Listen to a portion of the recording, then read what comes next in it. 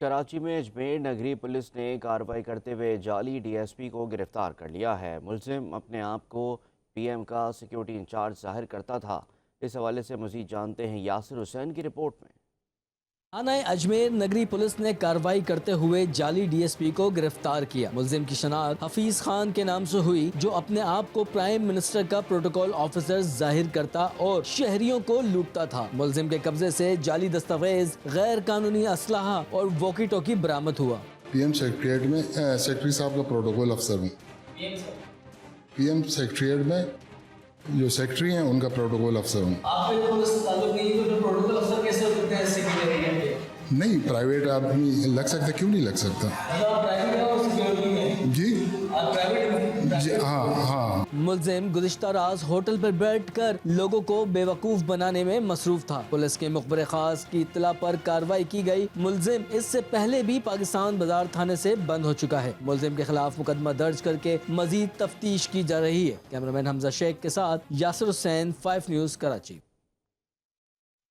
Steel مل سے retired ملازمین بڑھاپے میں بھی اپنے واجبات کے حصول کے لیے ٹھوکریں کھانے پر مجبور ہیں، لیکن تاحال انہیں واجبات نہ مل سکے۔ تفصیلات بتا رہے ہیں شہریار شوکت اپنی اس رپورٹ میں۔ اربوں روپے کے منافع میں چلنے والی اسٹیل ملز خسارے میں کیوں گئی اور کیسے تباہ ہوئی، اس کا فیصلہ تو تاحال نہ ہو سکا۔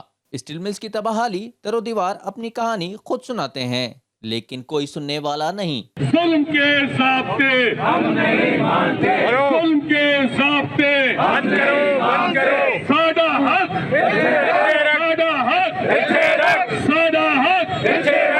اسٹیل ملز کو اپنی پوری زندگی دینے والا اور ملکی معیشت کو مستحکم کرنے میں اپنا کردار ادا کرنے والے ریٹائرڈ ملازمین آج بھی اپنے واجبات کے حصول کے لیے ٹھوکریں کھا رہے ہیں۔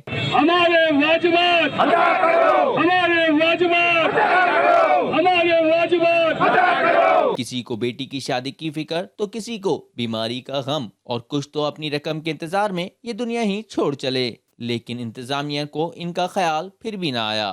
ذرائع کا کہنا ہے کہ کچھ ملازمین تو پروویڈنٹ فنڈ سے محروم ہیں، لیکن 2021 کے بعد ریٹائرڈ ہونے والے ملازمین اپنے مکمل واجبات سے تاحال محروم ہیں۔ انتظامیہ کی جانب سے واجبات کی ادائیگی کا وعدہ بھی ہوا، لیکن وہ وعدہ ہی کیا جو وفا ہو جائے۔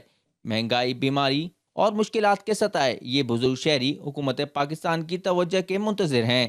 ذرائع کا کہنا ہے کہ واجبات کی ادائیگی کی فائل وزارت خزانہ میں موجود ہے، لیکن یہ مسئلہ کب حل ہوگا یہ کسی کو علم نہیں۔ 5 نیوز ہر مظلوم کی آواز بنتا رہے گا۔ کیمرہ ٹیم کے ہمراہ شہریار شوکت، 5 نیوز کراچی۔